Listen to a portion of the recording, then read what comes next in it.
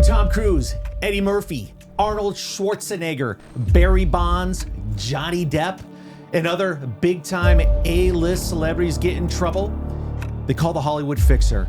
He's not listed in the Yellow Pages, doesn't have a business card, but if you need him, you somehow know how to find him. He makes major, high-profile problems go away, and he is in the studio with us today. Hi, everybody. I'm Tom Zenner, host of Tom Zenner Scandal, co-host of 1 Degree of Scandalous with the one and only Kato Kaelin. I'm here today. Kato, you are sitting next to the Hollywood Fixer, Paul Barresi. Welcome to the show, Paul. It's great to have you here. Now, but let me get this started. Why are you stealing my look?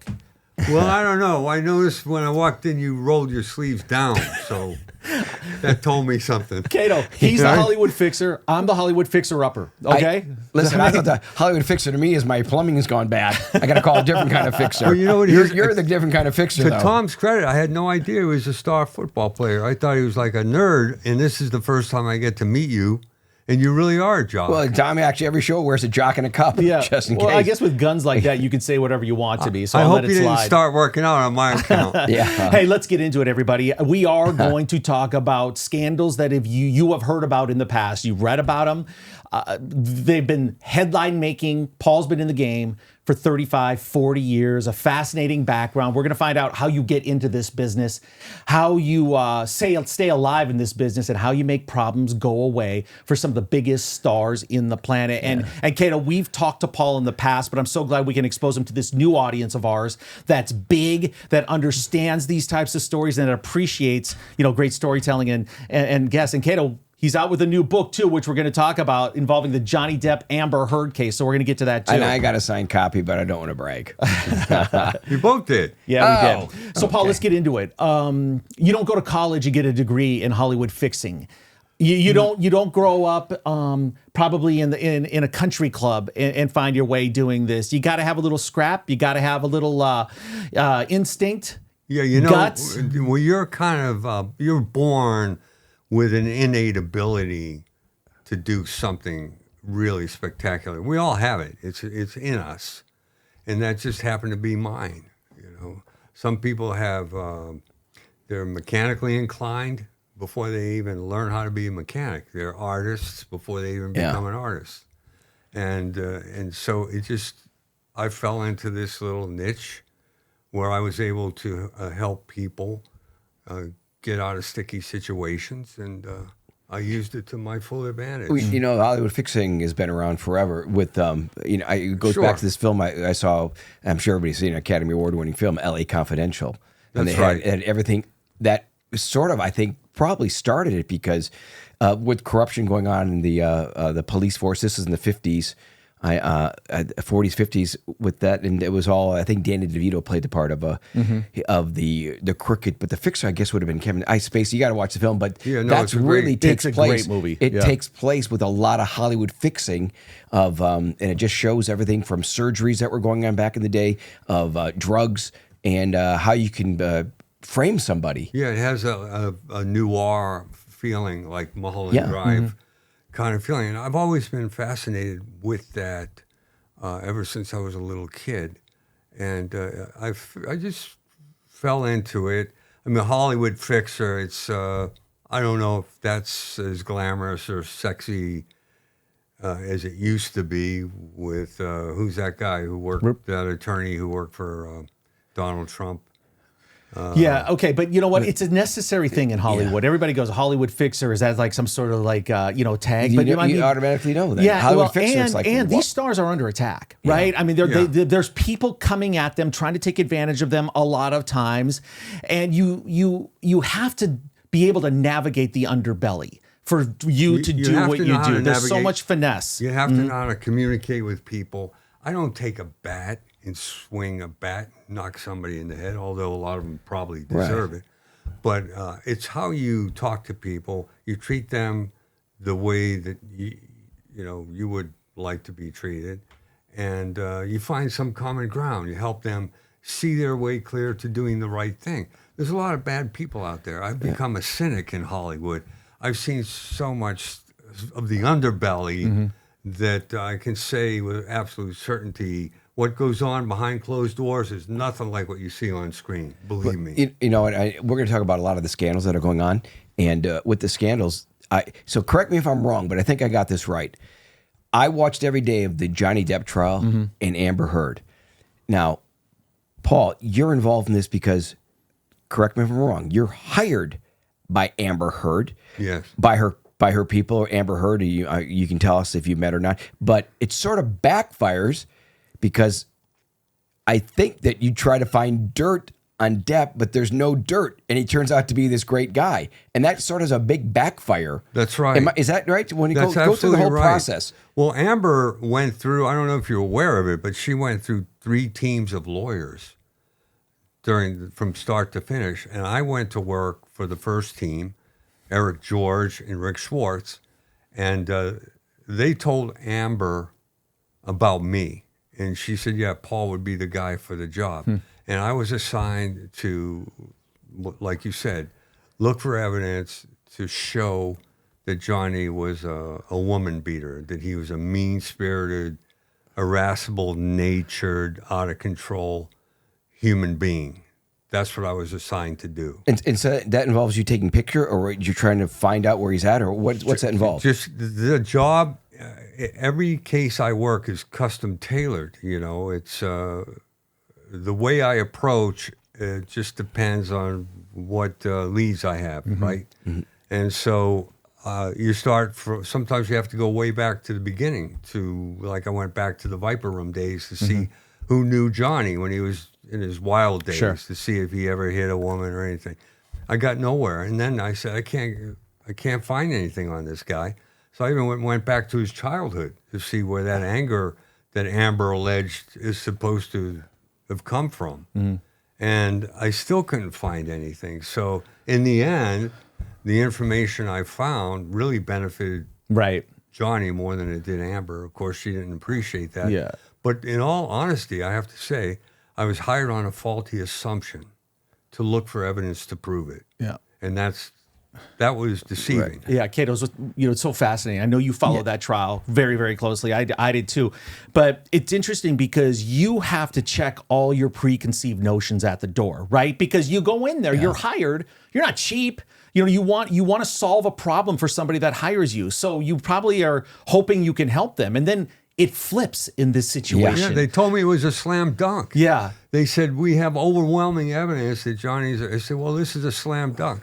Because I entered this, it was an unusual circumstance because it's the first time I'd ever investigated one celebrity on behalf of another celebrity. Right. Yeah. So that's what made it unique. Yeah. So the attorney said, yeah, the evidence is overwhelming. I said, okay, well, if there's evidence out there, I'll find it.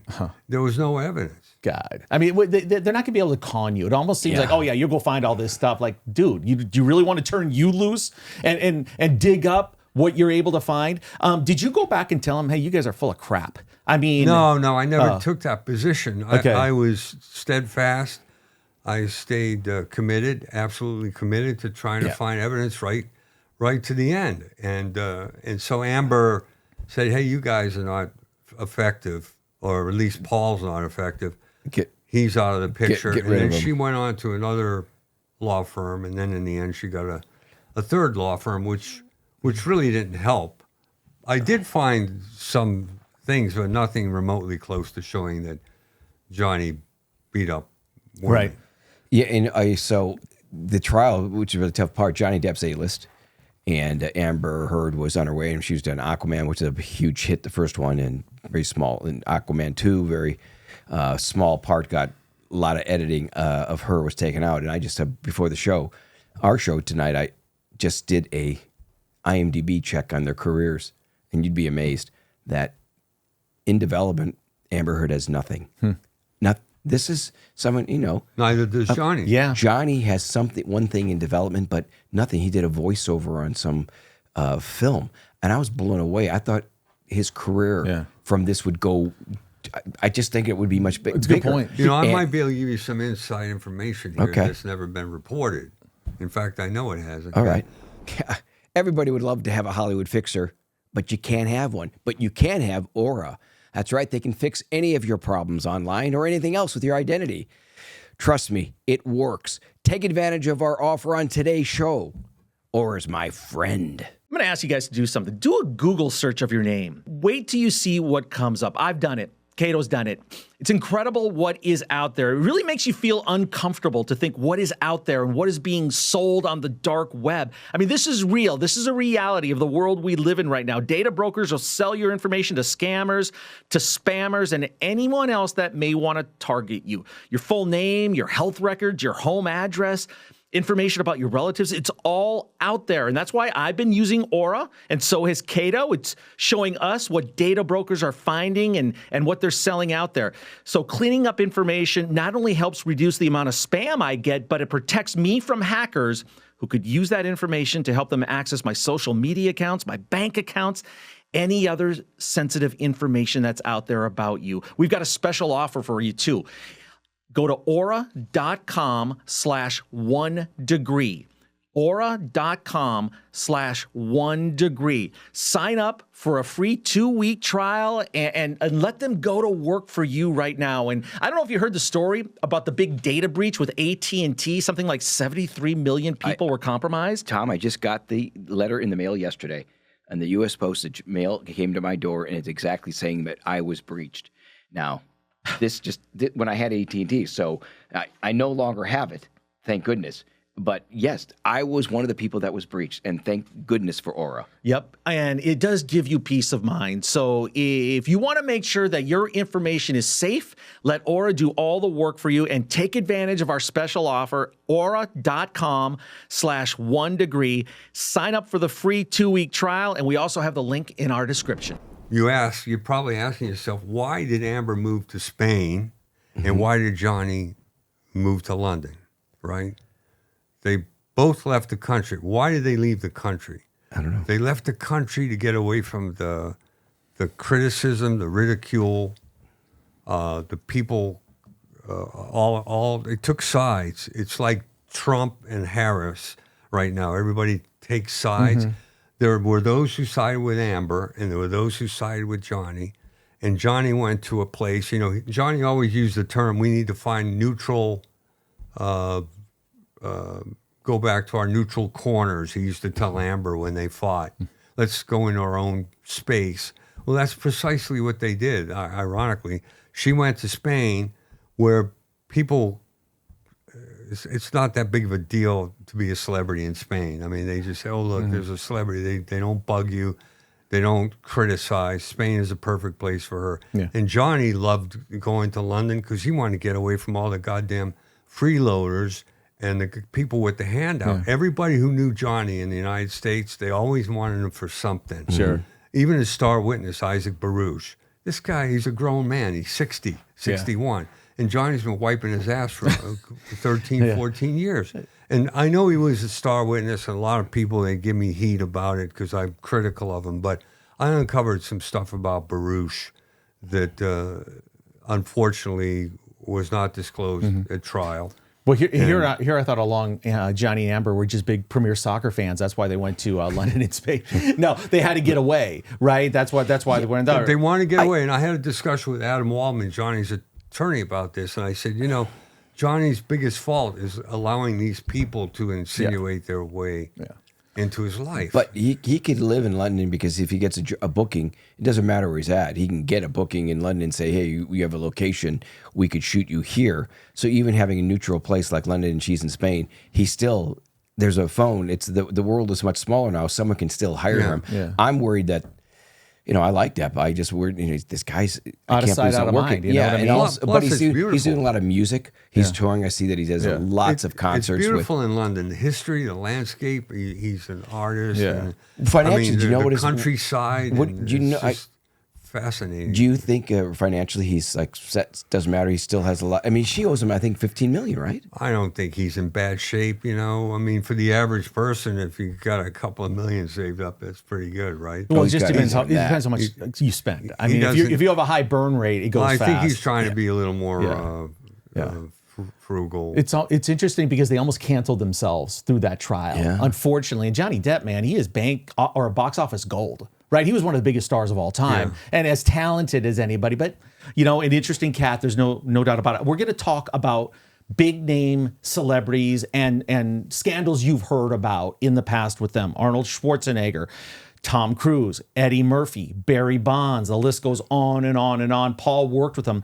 You know, we're going to keep this conversation going on past cases, and we're going to hit the book hard too. But we talked about how you started. You have to have a relationship with a big time entertainment attorney, right? Because they're the ones that have to call you. The star's not calling you, right? I mean, isn't that how it works? And who were you aligned with? Yeah, well, there are several preeminent entertainment attorneys, the top guys, the ivory tower lawyers that make $1,500, $2,000 an hour, and they represent all the who's who in Hollywood. And after they exhaust every avenue to fix a problem for their client, after everything else fails, that's when I come in. And that's just the way it is. It's like you could say, even beyond saying I'm a fixer, an unsung hero probably, but it doesn't matter because I'm paid, and I'm paid well. And so they'll call on me and they'll say, look, we got a situation here where Brendan Fraser is suing an individual who ripped him off $2 million, a producer, a shady producer, and we can't serve him. We've done everything under the sun to serve him with the documents, but he lives in a fortress, his property is gated. They said, can you serve him? Can you do this? Well, I said, you already attempted it, right? Because the process server costs $50 to have a process server. Right. What are you going to charge, Paul? I'll do it for $5,000. Boom. I tell my wife, I'll see you later, honey. Where are you going? I don't know, but I'll be back either tonight or the next day or two. So I go over to this guy's, I jump over the fence, over the wall, in the cover of darkness, and wait for him to come out of the house. And he's bringing his kid to school, and I jump down from a tree. I'd be so scared. You could get shot. And I say, yes, sir. And he says to the little kid, don't talk to that man. He's not daddy's friend. Kid thought I was like a superhero, you know? And so it was just things like that, thinking out of the box. Someone said, in order to think out of the box, you got to have a box to think out of. But, you know, I know how to make my own box, man. That's like the thing on my bucket list. First thing I want to do is buy a bucket. It's just like, just like think out of the box. How sleep and rise, slept wrong. How do you sleep wrong? You know? How do you do that? Climb over the, I mean, you're legally the guy could shoot you. Well, I'm a big believer in Shakespeare, right? And you guys, I've talked to you about that. And I believe that if you seize the moment when it serves, you have a split second to decide something. As long as you stay in that zone and you seize the moment, you can do it. It's fluid. It's like breathing in and out, you know? And plus, I love it. I get an excitement like a race car driver going around. Oh, you served, you got the job, you got the one race car driver, he takes his foot off the gas, and the other who seizes the moment, pushes his foot down. That's me. I'm the guy who puts his foot down on the gas. What happened with that case, by the way? I love it. I'm getting all excited. Yeah, I see that. Talking about it. What happened with the case, though? Did Frazier, did that because you served? Oh, yeah. The guy was served, and then, of course, there was a settlement. Oh, well, the bottom line is, because of you. In your business, you have to have almost more finesse than anything else. Now, it doesn't hurt that you look like you do, because people are thinking you might be capable of anything. No, it doesn't. And I'll get guys like you, bigger, bigger, who stand behind me like this, and I tell them, don't say a word, and they're all nervous. I say, just relax, just don't say a word, just stand there, 6'6", you know, and you talk to them, and that's how you get things done. Sure. A lot of it's show. I mean, it's Hollywood, right? Yeah, But as I said, I become a cynic because I've seen too many bad people. By the way, in the motion picture industry, you know this. Yeah. You're an actor, and you know how ruthless it can be.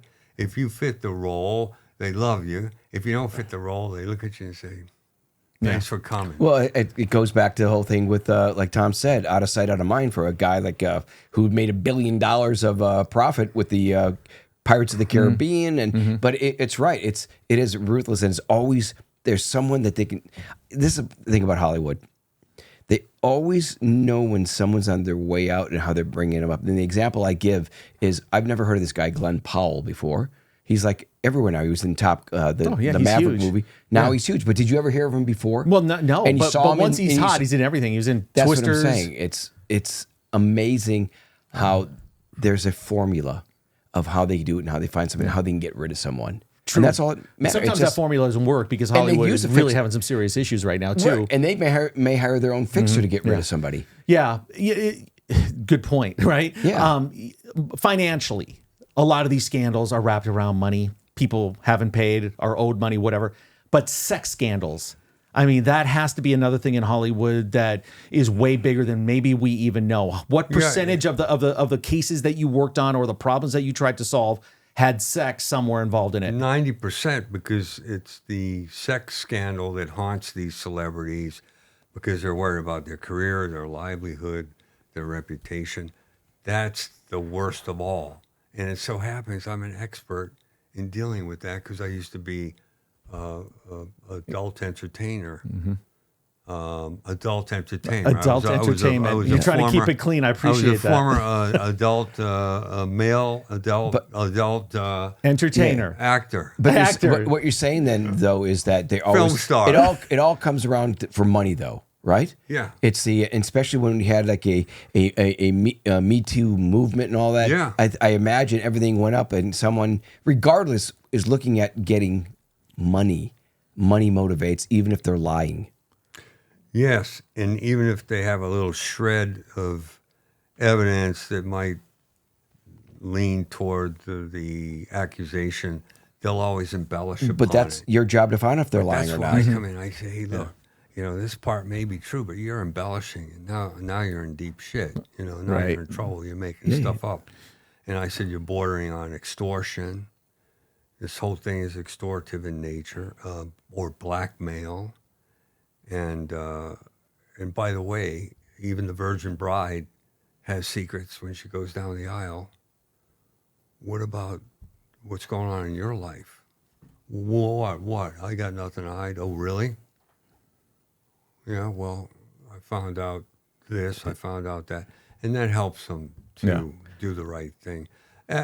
With Eddie Murphy, for example, do you remember the scandal? This is around the O.J. Simpson scandal. Eddie Murphy picked up that transvestite. Yeah, I remember the think story. It was well, around that time. Yeah, it was in the 90s. 90s. It was Heidi Fleiss, O.J., and Eddie Murphy. Eddie Murphy, right? And so his lawyer, Marty Singer, says, we got these transvestites coming out of the woodwork after Eddie Murphy tried to pick up that one. By the way, not too far from here, Curzon and Sunset, Santa Monica. Santa Monica. A few blocks away, actually. They're coming out of the woodwork alleging they had sexual relations with Eddie Murphy, and we're trying to letter them. We're trying to get them to the table, but we can't even find them.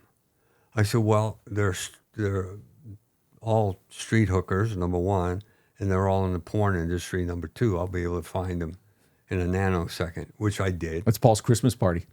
Yeah, I found. So you're, by the way, real quick, I want to make sure. So you're hired by Murphy's team, correct? By Murphy's team. Okay, go ahead. To round them up, and I hate that. I'm sorry about that term, but it's Sure, I get when what we you call them transvestites then or trannies. I can't be politically correct. No. Not at it's 76. okay. I'll be 76 in a few months. I'm not going to be politically correct. I'm from Wisconsin. Tranny means with your transmission. I find them all right? And I said, well, this one named Candace is like the matriarch. She's the queen bee. And she dictates what everyone else does. And she's like the madam of the leader of the pack. Wow. I said, I'll go to see her first. And by the way, my father, who was a rough-hewn welder, a Marine, and he became a welder, he says, look, if you ever get surrounded by a bunch of guys, just go for the biggest guy and punch him straight right here in the nose and make the blood gush out, and all the other guys would back away. So I went to her because she was the leader, and she led me to everyone else. Oh, I thought you hit her in the nose. No, Sorry. and she said, "Well, how much if I say that?" Because I said, is it possible that it wasn't Eddie Murphy, but this person? I pulled out an 8x10 photo of a guy named Donald Tripp. He's a spinning image of Eddie Murphy. She said, my God, that looks like Eddie Murphy. I said, yeah, I know. It's a lookalike, and he's always hanging around over there. Mm-hmm. He's always hanging around in that neighborhood. How do you know it wasn't him? Well, I mean, it was Eddie Murphy. I said, look, we're willing to pay you for your time to come and, I don't know how much money you make, but we'll pay you for your time to just do the right thing. And now she's thinking, okay, money's involved. And she said, how much? I said, well, how much do you want? So anyway, so across the board, I negotiated a fee with her, and then she negotiated a fee for all the others on my behalf so she could get a cut out of it. I said, but look, what you negotiate can't be anywhere near what I'm giving you, bitch. Yeah. I mean, what are you trying to accomplish? Are you trying to get her to say it was Tripp, the lookalike, or was it Eddie? I'm not sure. So that's what I accomplished. Okay. They all did Suddenly declarations saying that it was not Donald Tripp they had sex with, but or rather, it wasn't Eddie Murphy, but it was Donald Tripp. Okay, that's exactly right.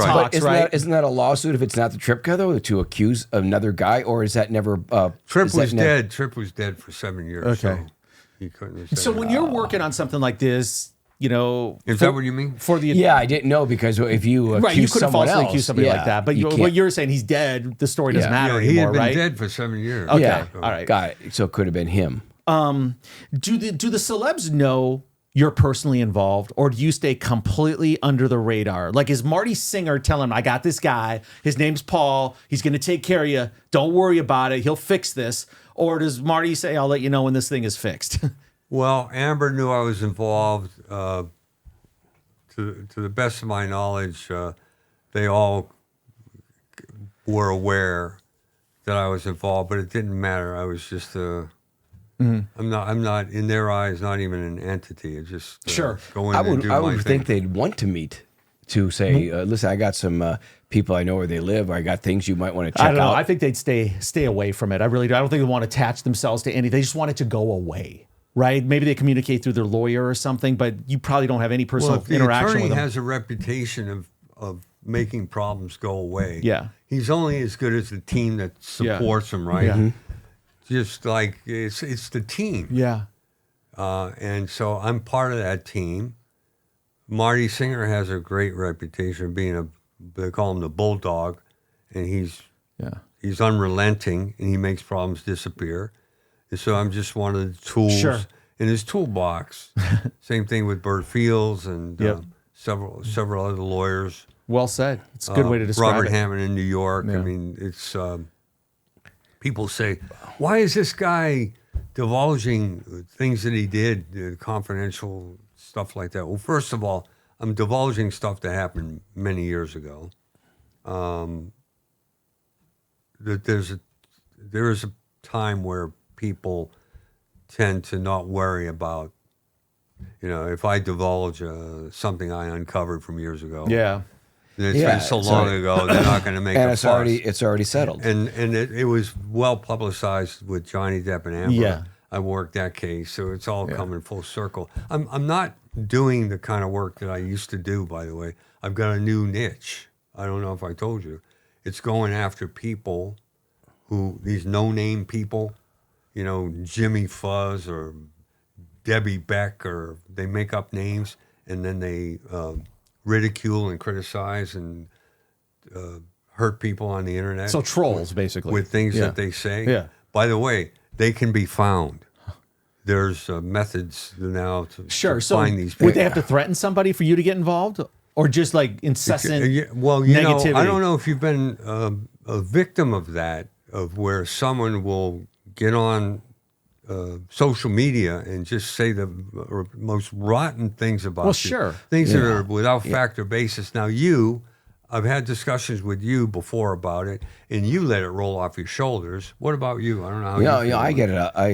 I get a lot. Me personally, I'm hurt by it. Mm-hmm. I just myself, block it. I block. Mm-hmm. I block it, and that's it. But there's you're able to block it. A lot of people block. Adam Waldman told me, "Look, you need to block it," because he saw how it got to me. Yeah. But I'm so passionate now Right. about helping people who are suffering. Oh, that's awesome. And You go know, get those people. Yeah. And that's my thing now. So if anybody out there has a problem We should talk trying to to track down these no-name cowards who get online just so they can You get try to hired, destroy you or your reputation, I'm your guy. Paul's you your should guy. get hired by Elon Musk for X, because that's where I think it's, they have community notes, but there's so much that goes on, and it's Well, it's vicious. it's I try very- to stay it's off very X. It's vicious. just like, But Elon's like you guys. He lets it roll yeah. off. Well, here's the thing. But- but I he's- think if you're a sensitive person, or if you're an emotional person, or if you're a confrontational person, right? You want to you're not going to take any crap. I think the trolls can really get to you. Yeah. I really do. So in Kato, you got hammered back in the Yeah. day. You know what I mean? For no reason. Yeah, You it know, get and hammered, especially when and you're it not doesn't- used and to by it. the way, yes, I got very affected because I couldn't believe that. I didn't realize it's. I could have 99 great comments, but I'll remember the one bad one. That's like a public just- service that you're doing almost right now, right? So you actually find these people and say, because you can block them, you can just block them from your feed, but it's gone to such a level where you need to confront them and let them know that this is unacceptable. I'm telling you right now, you're done. Because they're cowards Not at the only heart. I identify them, and then I find out everything I can about them. And if I have to go wherever I have to go to confront them face to face, I'll do that too. And I'll do that. I'm so absolutely committed that they can see. And you talk about, well, you don't have to be buff to be a fixer, but it helps and stuff like that. You look the part physically, but they can see. If you look someone in the eye, and by the way, I'm wearing these glasses because they're Prescription. But if you look someone straight in the eye and they can tell this guy means what he says. He says what he means, and he's no one to fuck with.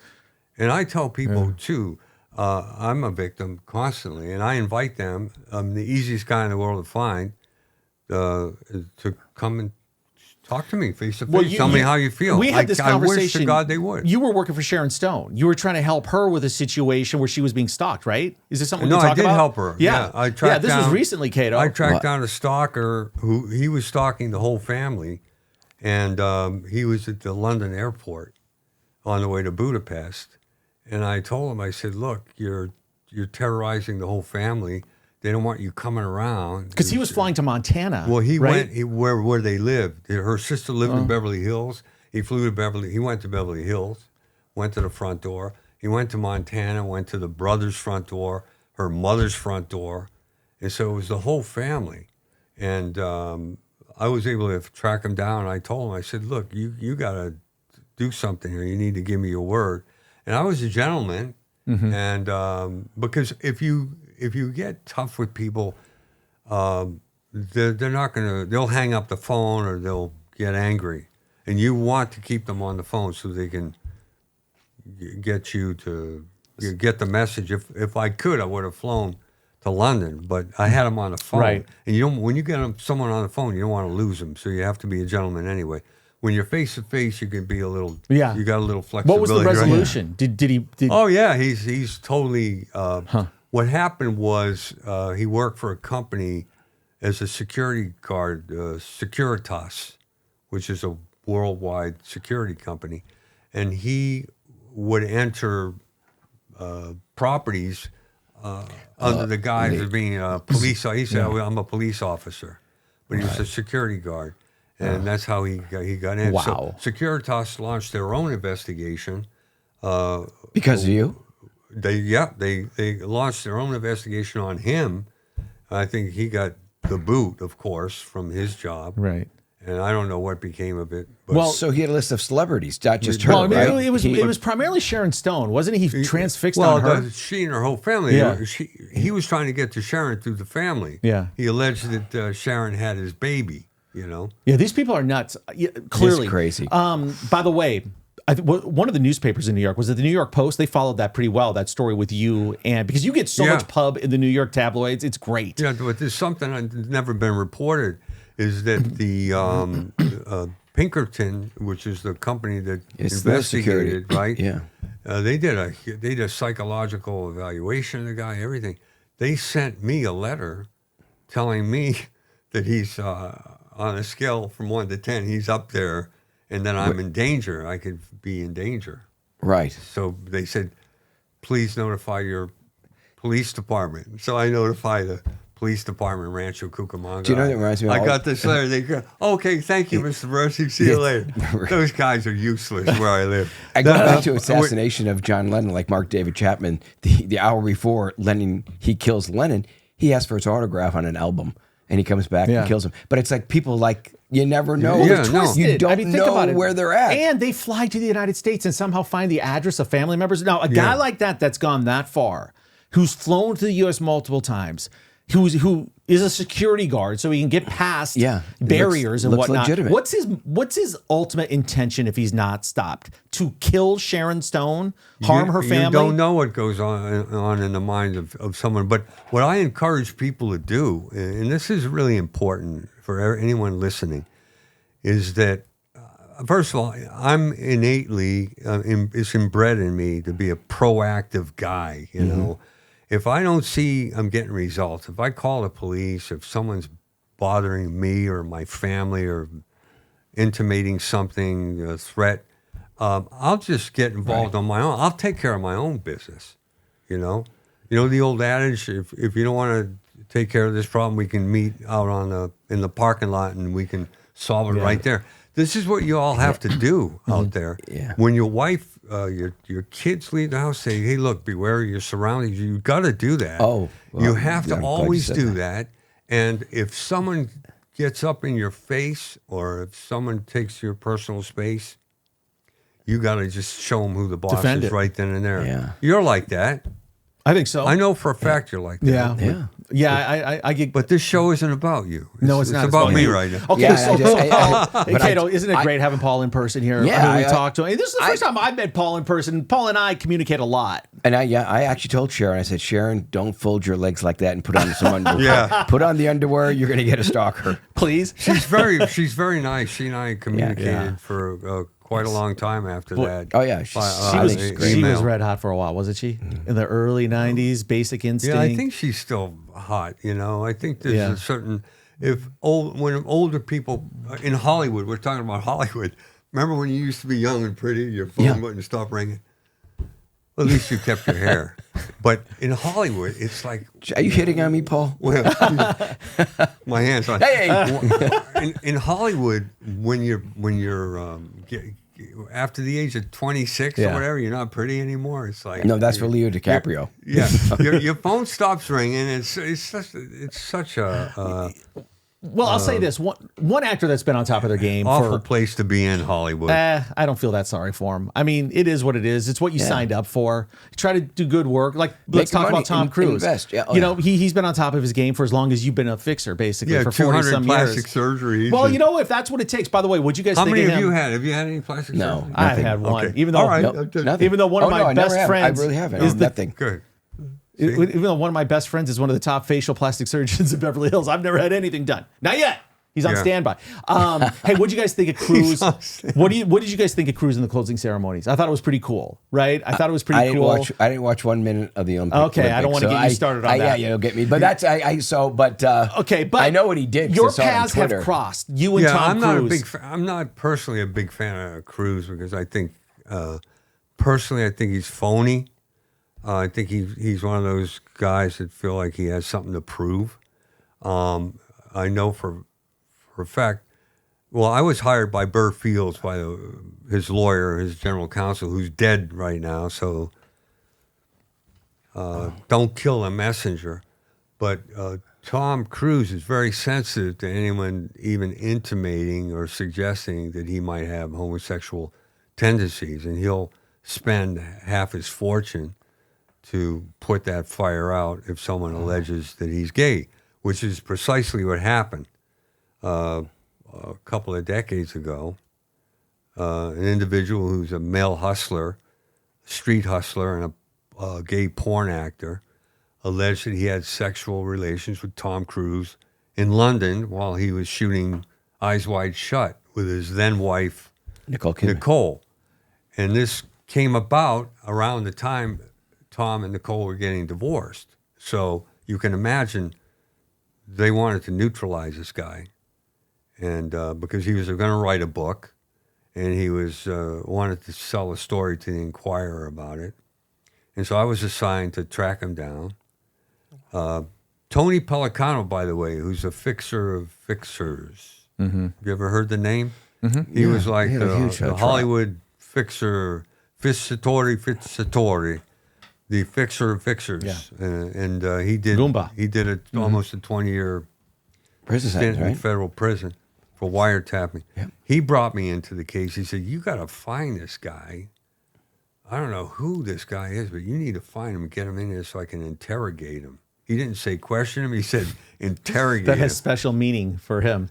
So anyway, I'll spare you the details. I got the kid, and I brought him in on a pretense that I found a guy who would help you sell your story. It was Anthony Pellicano. He didn't know who he was. And Tony interrogated him, and so then he got lettered by Bergfield's lawyer. Tony gave all the information to the divorce lawyer, said this is what's going on.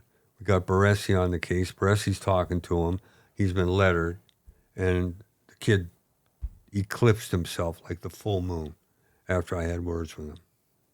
And you know, he's a nutcase right now, and he still holds animus toward me. Wow. So Pellicano didn't even have to ask him a question. You handled it all. I handled it. Okay. So nice. And why I would put that that make fire, I put that fire out. So why would that make you not like Cruz? And by the way, for the record, I like Cruz that he does the stunts like that. I think he's like... No, I'm wow. not saying he's not a great stunt artist and all that stuff. He is as a person. I just think there's something... I can read people. You read Sure. people. You read people. Mm-hmm. I read people, and I think I do a pretty good job reading people. And there's just something there that doesn't seem real to me. Okay, I'm not saying I'm 100% right. In order but there's to- just something that doesn't seem real. Don't you think a guy like a Cruz has got to be so careful with everybody he meets? Yes. It's just, Yeah. it's really tough to live that way. Well, it's also you know don't what? know Look, who you or- can't stay on top of your game for that long without maybe having some things that you have to do, or maybe you're not always authentic or whatever. But I think it's also gotta be important to have like an open mind. Like I try to judge these celebrities based on if I have any experience with them or something I've heard. I'll give you two examples. Everybody loves Bill Murray, including Kato. Kato loves Bill Murray, and popular guy, Saturday Night Live, Stripes, Caddy, or all those movies back in the 80s. Of all the celebrities I've dealt with, from being in TV sports and working in the entertainment and doing this for a long time, it's unequivocal he was the biggest jerk I've ever dealt with. Isn't that funny? Yeah. A personal experience that I had at Madison Square Garden with him back in 1996 with Dennis Rodman. I never forget it. And I tell people all the time, he's such a jerk. Or he was a jerk that day. At that day. That's why it's so important for these celebrities. And I'll give you one Tom Cruise story where I have him in a little bit different mind because of what he did. So when he was in the early days of Mission Impossible, when he was filming in China, my really good friend was one of the correspondents for Extra. So he would fly all over the world, Rome, China, everywhere, and do stories on the filming of Mission Impossible with Tom Cruise. So he developed a pretty good relationship with Tom Cruise. So my buddy ended up playing basketball with me and blowing out his knee, unfortunately. It was an accident, but it happened while we were playing one-on-one. So he was incapacitated for the premiere of one of the Mission Impossibles. He had just had knee surgery, like ACL. So when Cruise is at the, doing the red carpet at the premiere, he talks to a producer at Extra who is interviewing me. He goes, "Hey, where's John? How come he's not here today?"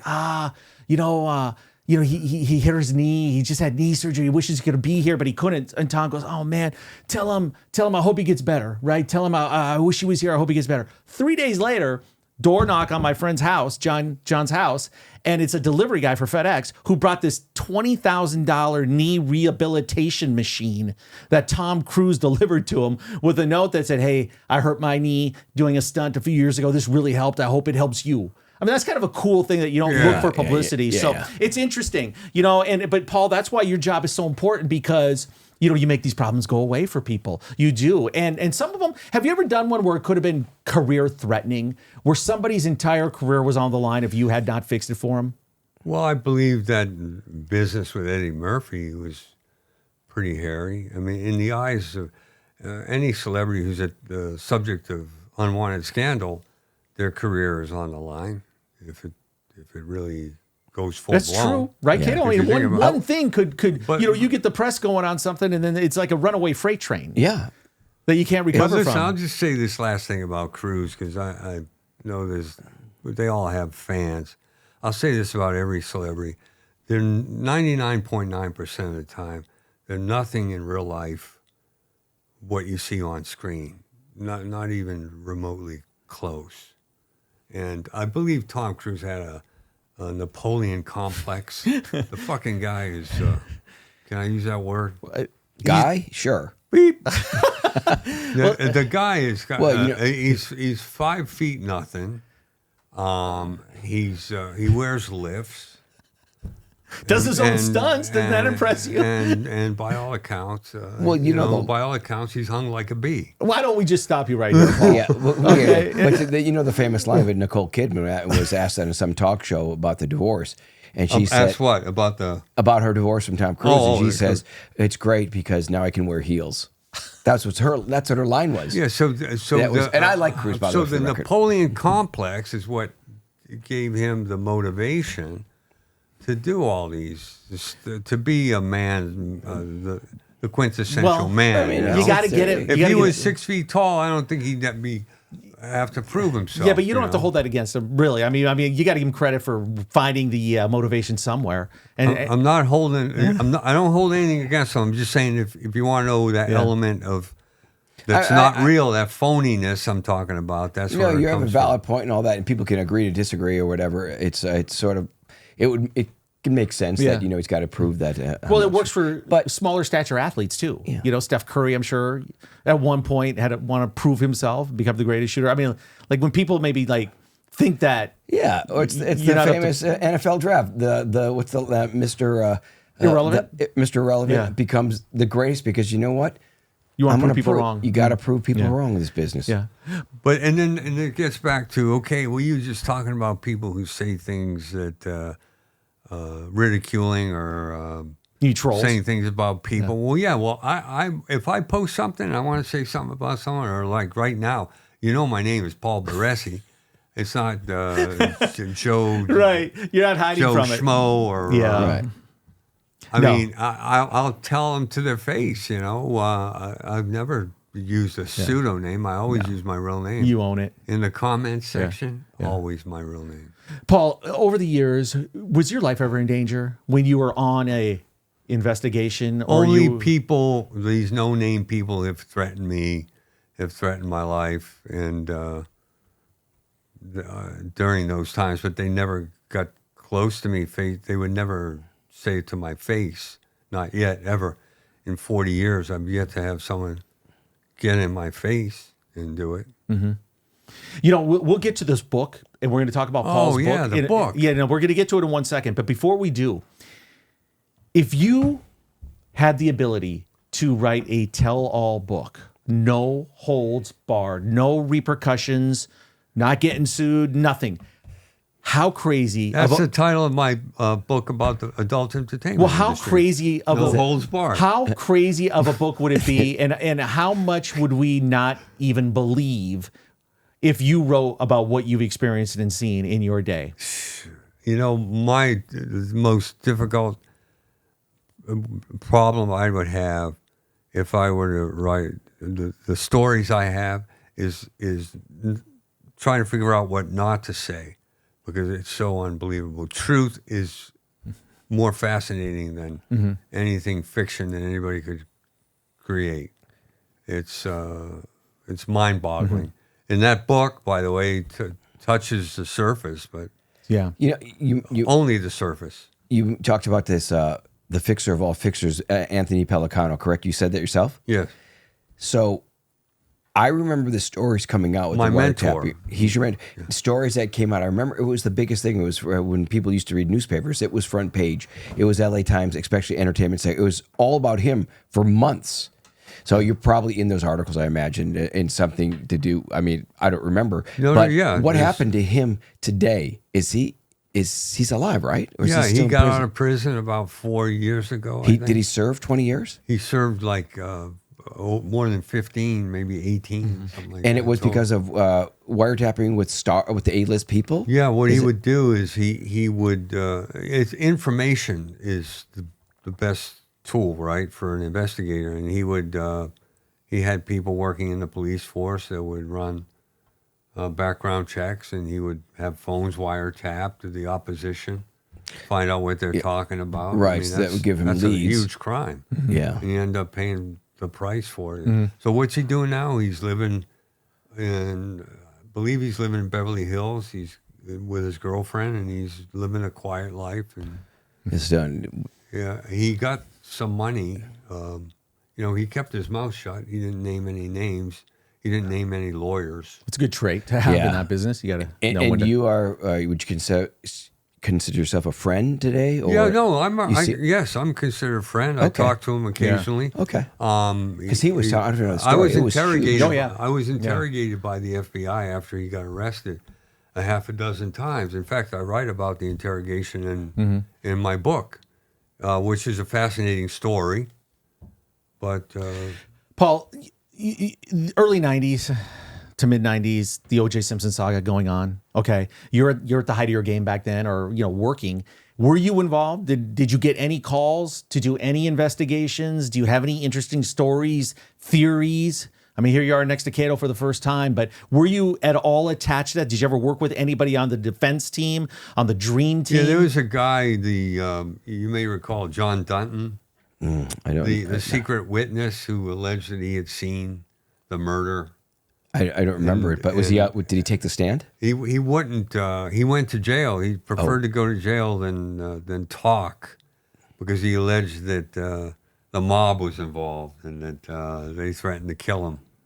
But yeah, that one guy who I went to see many years ago to find out if he would what his story was. He really witnessed the murder, and he wouldn't talk to me. Well- But then I called him again after OJ died. He said, "I remember you." I said, "Yeah, I'm just following up to see if you might want 30 to years talk later. now." And he gave me this crazy story about how the mob put a gun to his head and told him not to say anything. And I didn't believe him, but There's so many weird. I mean, Kato and I get them all the time. I get them. Do you? No, just the bizarre theories. The people that are really like invested in some of these alternative theories about what happened, and it kind of gets a little boring hearing the same crap all the time. You must hear that too. the conspiracy theorists, they really get in the way, in their desperation to inject themselves into a high-profile case. They'll come up with some theory and actually believe it. They want to be part of it. That's it. For example, a lot of people who were on Amber's side, they were of the belief that the whole time I was working for Amber, I was really working for Johnny. And that wasn't the case. But that was the rumor that prevailed, and to this very day. And these people are on the attack. They're still on the attack. And can't find them. Looking for them. I actually found one through one of my methods. And it goes with the territory, doesn't it? Right? Yeah. It just goes with the territory. I love it. One of his methods. I love that line. That's good. When Paul Barresi says it has double, triple, quadruple impact. Yeah. Let's talk about this book for a second. And I know how hard you worked on this. It's Available on Amazon right now, right? It's the book you want to read if you're flying, like if Kato flies to Boston tomorrow. This is the book he should read. Sure. And I'm doing that exact thing. I'm flying to Boston tomorrow. So I think I'm going to Oh, take yeah, 2 we weeks. go to Boston. You can read Yeah. it, and you can, by the time you get to Boston, you'll have it all read. Available on Amazon. Tell our viewers and listeners where they can get your book. Right now, it's on Amazon, hard copy, paperback, Kindle, and it'll be in stores hopefully at the end of the summer. Yeah. It's going to be in Germany first for some reason, Yeah. at the stores there, but But you're Italian. yeah, I know. I don't know why Can you they're get in Hey, Italy? man. sending it You to go where the Germany. sales are. It's Johnny Depp's Accidental Fixer, How a Hollywood Sleuth Saved a Pirate's Honor. It's a great, great title. Paul Barresi is the author, The Hollywood Fixer. Go into the description for this episode. I'll have a link where you can buy this book. Support Paul. I'm telling you, he worked his butt off. He had to go through a lot of obstacles and hurdles to get this thing done. And this is information that you're going to want to read if you follow the trial. If you're a fan of Johnny Depp, when all is said and done, Fan of Hollywood. Fan of Hollywood. Yeah. But this book specifically deals with that case. What's your thought, real quick, on Amber Heard after dealing with this? I think that you mean with respect to whether she was a liar or well, yeah, all of it. Yeah, everything. Right. You know, in the end, right? Think about this now.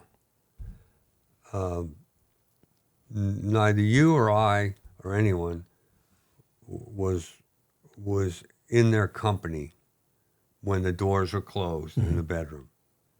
So in the end, no one can say with absolute certainty what went on behind closed doors any more than they could say what goes on behind closed doors when we're with our significant others. So I'm not going to go down that road. I'm not going to say she's a liar. I'm not going to do that. Greg Ellis was grilling me one day on his show, and I told him, I said, I can't say with absolute certainty. All I can say is that I found no evidence to show that Johnny was abusive toward women or anybody for that matter. Yeah. But I think she had a tough upbringing, and I think that she's only human. She's got feelings too. So yeah. I mean, there's part of her that's really attractive. I think she's beautiful. I mean, when she wants to be. I think she's looked great in the past. Yeah, she is. You know, it just, that was such a heated trial, right? It was so disjointed because this side was firmly entrenched in the fact that this person was an abuser. This side, was making it seem like this person's a quack and makes things up. And it's hard to find a middle ground there. But man, she could have been something. Well, I think, right? It was bad because it was just the airing of dirty laundry. Who wants that? Everybody. I mean, everybody wants to watch it, but their life, they knew immediately everything is going to be brought up in this trial, and it was like, get ready to be for them. Get ready to be embarrassed because this is, which is I think is why their IMDb page is blank. Yeah, it's because the dirty laundry has been aired. One thing, though, for sure, after so many years pass, it's forgotten. So I wouldn't be surprised if she comes around and does a big motion picture soon. I don't know. I don't know, man. Because she's never done a big one in the past. I don't think she's a bankable star. Yeah. She's got to get some support roles to work her way back. And like we said before, all these other people are coming up. And certain people are going out, and now it's. I don't think there's going to be many. So she missed the boat? Well, I think so. Well, the boat that Johnny Depp's on for the Pirates. Hey, can I give you some advice, Paul? Sure. I think you should have a podcast. I think with the stories that you could tell, the look that you have, the vibe, I think you should have a podcast. I thought you were going to tell me to shave my head. Oh, hell no. I'm not going to give you positive advice, I'm not going to shave my head. All right. I think people want to hear your stories, and we only have so much time. I do have a lot of stories to tell, and I appreciate you guys having me on to let me talk about it. It's quite cathartic, actually. Another thing I would do if I were you, and I mean this in seriousness, I would record some of the craziest stories that you know. Not that you'll do anything with them, but maybe down the road, you never know. Yeah. And I think it'd be fascinating. I might be there to help you broadcast those or print them or something. Hand me that book there, Kato. I have to say, in all honesty, Tom Zenner played a part in encouraging me to write this book. And even in the conceptual stages, Tom, you were there for me because I was getting a little despair. And he said, just write. And that's what I did. And I finally finished. But I know it's 134 pages. It's not that big of a book. But, hey, Man in the Sea was under 150 pages. Mice and Men. You don't have to apologize for that at all. Christmas Carol. I hate books that are too long. You know what I mean? Yeah, Get to the point. One Give me the story. picture is worth 1,000 words. In Paul, 2 pictures is worth 2,000. Yeah, that's right. You should probably write that one down too. Yeah, that's true. All right, guys. This was great. It was great having you in studio. Is there anything you want to get off your chest as far as one problem you fixed that was so egregious, so crazy that maybe we don't know about it, but maybe, you don't have to use a name, but maybe one of your tactics, one of your methods that you've had to employ in the past that we might find compelling? There is, but you know what? Let's tease your audience because then maybe they'll be begging to have me back. Oh, I'd love to have you come back. Well, let's keep the door ajar on that one. Okay. Can we? How about this? How about you get in the comment section, everybody? Let us know if you want us to have Paul back. We would love to. So let us know. And then what you would want Paul to talk about if all gloves were off and it was a free-for-all. So he'll have the stories. He's had the experiences. So I want to hear everybody's comments. And make sure you check in our description of this episode how to get this book. And if they have a question for Paul, Tom will get back to you, and Paul can actually answer it. I will. By the way, we get comments that are that's the people right. have been Absolutely. fantastic. So our comment sections are great. Paul, good to have you in person. It's better in person. Great to be here. I've been a huge fan of yours for a long time. I feel starstruck sitting next to you. Well, maybe if you're lucky, you can get a photo with him. Okay. I love it. All right. I love Just shook Paul. the hand of a Hollywood fixer right there. Ow. All right. All right. Hey, everybody. I say this every week, but make sure you get in and you listen to our audio podcast as well. Apple, Spotify, wherever you get your audio podcast, make sure you give us a like and you subscribe and a comment. We'd appreciate a comment. Same thing here on YouTube. If you haven't subscribed to the channel, I hope you do. Go into our archive. We've got a lot of outstanding episodes, almost 80 now over the last couple years. And Tom will do anything. Trust me. Tom, he rang as you know, our episode, Tom just rang the doorbell of the old Robert Kardashian. I'm still amazed. Oh, yeah? And the gate opened, but I won't go in. You have to watch the episode and listen to the episode to see what happens. I need someone like you. You can roll with me He's sometime. got balls, baby. Yeah, I was going to say that, but He's got balls. You want to keep know it what? clean. I love it, though. I feel like, why not? Why not? Yeah, you get in there. I can talk I my said way that. into it. The Hey, it was an worst accident. thing can be a no. Who Let me see. cares? Stand, go like this for a minute. No, I'm not an intimidating No, presence. let me see, let me no, see. I can be. Okay. Verbally. All right. I'm like a UFC fighter with words, if you get me going. All right. That's good. Buy his book, everybody. Yeah. Kato Kaelin. All right. That's it for 1 Degree of Scandalous. Our guest, Paul Barresi, the Hollywood fixer, the one and only Kato Kaelin. Thank you, K-Train. Tom. I'm Tom Zenner. Thanks for watching, everybody. We will catch you on the next episode.